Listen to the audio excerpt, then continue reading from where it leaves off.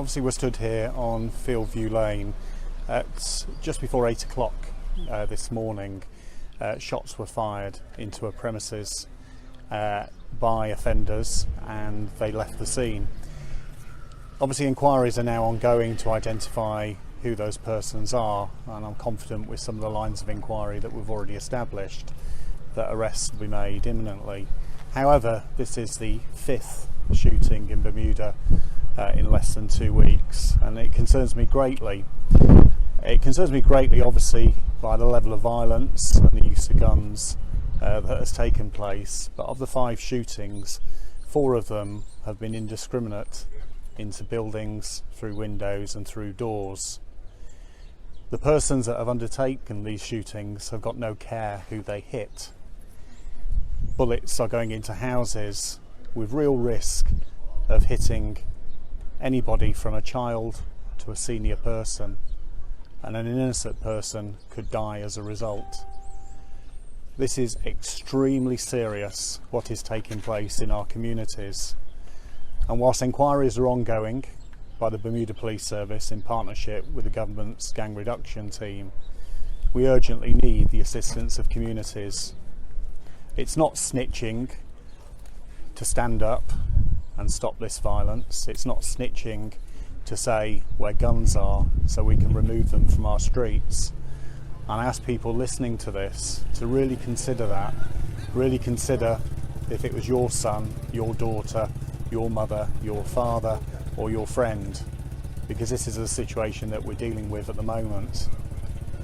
People can contact us confidentially, or they can contact Crime Stoppers in Bermuda, and the information will be managed and we'll be able to take action. And we have, and I thank the public for information that's come so far in this investigation. The police continue to place resources in our local communities, both to investigate these matters but also reassure the local community. And Operation Nimbus is the largest police deployment since my time of appointment as Commissioner back in August 2018. That demonstrates the commitment and the seriousness that we take these matters, and we will not rest until we have parties responsible in custody and we can actually find where these guns are and remove them. So once again, I do ask for the public's help. Phone us, give some information. It's doing the right thing and it will assist us, and I'm happy to take any questions. Commissioner, can you confirm or deny this is a whole different level of gang activity? Well, it depends what you mean by a whole different level. I think 5 shootings in less than 2 weeks is both significant and extremely serious. We are starting to understand what's taking place and some of the arguments that are ongoing between gang members, and we're doing a lot of outreach work to try and address those matters, as well obviously as enforce the law and arrest parties. Is this retaliation from the incident Wednesday night? Yeah, I think it's too early to say at the moment, Trevor. I mean, clearly all lines of inquiry are open, and if people have information in that regard, I ask that they contact us. Are you aware of the target, the intended target for this incident this morning? Again, Trevor, it's an ongoing investigation. That information has been raised with us. We are looking into it.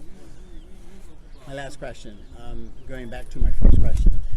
Daytime, morning, daylight, that's what I mean by a whole different level of activity. And I think, going back to that point, it's a really important issue. In fact, it's quite shocking.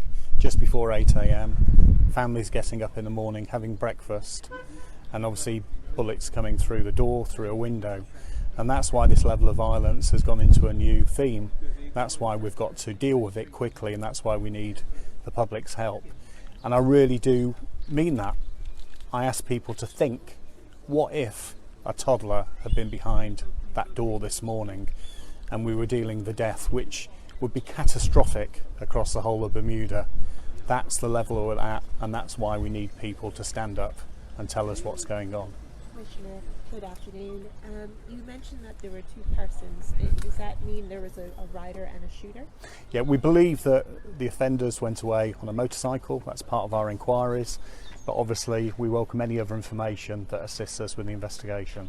Do you have a description of these suspects yet? Yeah, I mean, that's one of the things that we're looking at. Obviously, the CCTV inquiries. and at a point where we feel it's necessary, we'll release that information to the media. Given that the bullets were, as you said, shot indiscriminately at the house, does that insinuate that it's perhaps to incite fear, not necessarily cause any deaths? Well, whatever the person who did its intentions was, are irrelevant to me. Shooting indiscriminately into a house with no knowledge on who is on the other side of a window or a door is no consideration of life, no consideration of who it is. And we are aware of one of the shootings the other day where bullets went through a window and somebody was hit.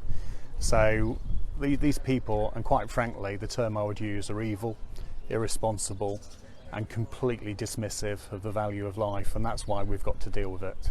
Is there anything to suggest that these suspects were the same individuals who committed the shooting on a house Friday or Thursday? I think that's very difficult to say at this stage. Of course, one would look at the incidents and see if they are related, obviously trying to find out what is taking place, and we do and are starting to see a fuller picture, but the inquiry is ongoing. What sort of efforts have you reached out to the gangs to try to get them to de-escalate? Well, there's a number of things we do. I mean, obviously, we work closely with Pastor Leroy Bean and the gang reduction team, and we do have some inroads with gangs, former gang members, who not only are there to give us advice on what should do, but clearly it will be in their interest to stop this violence. And there are people actually saying that from local communities. I think it's not just tired of it, they're extremely scared and extremely worried, and that's part of our inquiries led by the government. There are no more questions? Well, just one more. Actually. Jonathan. A couple perhaps. So as much as you can say something about this, I guess, could you maybe walk us through what may have been going on at the house prior to this? Obviously you weren't here, but if there was a party or someone was received to the house? There's no indication of any disturbance at the house beforehand. Obviously the first call to the police was obviously the incident, but quite clearly, Jonathan, we're only a matter of hours since it took place, and no doubt inquiries today will establish more. Do you know how many shots were fired? Several. Yeah. Are you able to assess how the neighbors are feeling at this point? Well, I mean, part of one of the things we do, other than quite clearly house-to-house inquiries, is to go out and speak to people, see how they feel. And we've had officers here all week as part of Operation Nimbus. That will continue. We've got a significant number of community officers, parish constables, uniform officers and other specialist officers working in the communities, and they will continue today, overnight, and right the way through the end of the month. We had a press conference a few days ago, and a mother of a shooting victim had said that these shooters, these individuals, are stepping outside of the box. If your office is your office, are you going to deal with your activities a little different, a little bit more heavy-handed than what you've been doing all this time? I know for the last 2 weeks, you guys have been disrupting a whole lot of activity. Are you going to take it to another level? At the end of the day, Trevor, we will always be professional, but we have deployed the largest number of combined officers that has been seen, certainly in my time. And even feedback from yourself, it is disrupting, it is starting to challenge people, but quite clearly there is a small number who choose to disregard that, so we need to carry on.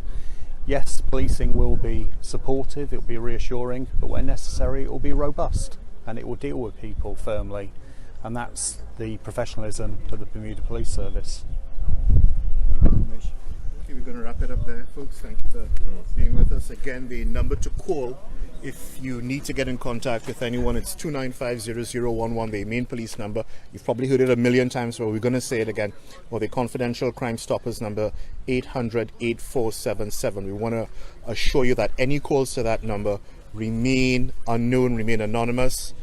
No one is going to be able to identify you, but you, in fact, will be assisting the Bermuda Police Service in bringing the perpetrators of these offences to justice. And those of you who were here this morning would remember that DI, Detective Inspector Kenton Trott, has asked that you also call his number 717-2345 if you have any information, not only pertaining to this incident, but to any other of the recent firearms incidents or any other criminal activity for that matter. Thank you.